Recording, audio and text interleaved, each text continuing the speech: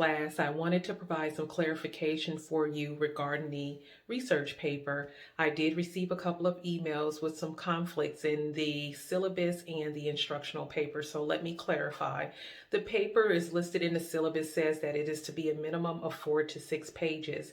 However, that is incorrect. The actual number of pages is what is listed in your instructional paper for the research, and that is 7 to 10 pages.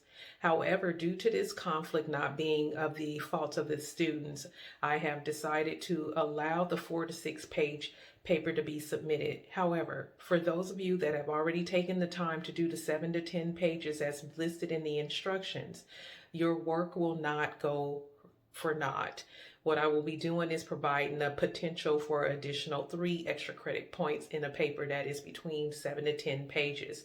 Please keep in mind that all papers, regardless to the length, must also have the actual mandates that are required in the instructional paper, meaning that it needs to have all of the headings, the 3 to 5 references. You need to have references cited throughout your paper. Your paper should be your own original work. And to that degree, this is not a group paper. When you see the last name indicator there, it is simply to tell you which paper topic is being assigned to you as a specific individual. So for instance, if you are a last name letters A through H, your paper is supposed to be on Proposition 47. And if you are last name I through Q, your last name is to be on the effects of homelessness in the criminal justice system. And if your last name is a R through Z, you are to write on the effects of recidivism in the criminal justice system and how it relates to the community. So everything else that is in the paper is correct. And so if you have not had the opportunity to get as far as you would have liked, you can take advantage of the 4 to 6 pages. However, you will not get over 20 points. And the strength of the paper needs to be just as well written as a 7 to 10 page paper would be.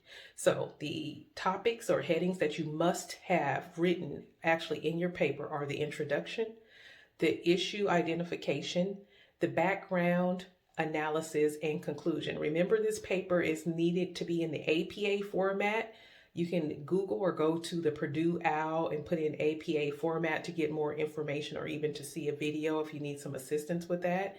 And there is a benefit to the early submission. So despite me giving you the option to do the 4 to 6 or the 7 to 10 page paper, I am also going to give you a slight extension. Okay, so the extension is for the research paper. However, it will not count towards the discussion board that is due on Friday, November the 13th.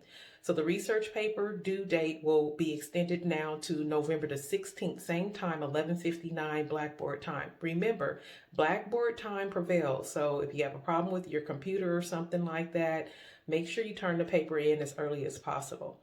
There's an extra benefit to turning the paper in early because what I typically do is I allow you as the student to receive the similarity report that I see that tells you how much percentage your paper is similar to other papers.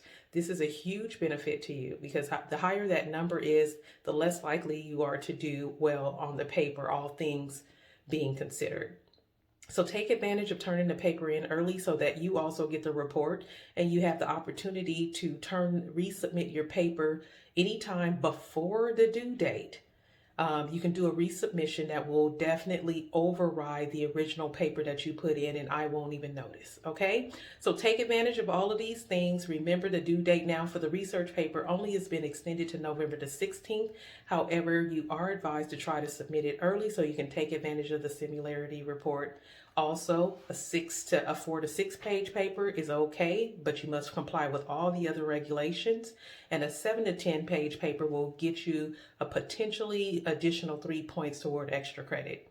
Good luck to all of you. I know we're coming to the end and it's probably been a bit challenging for those of you that don't normally do classes online, but I hope you're finding this pretty simple. Good luck.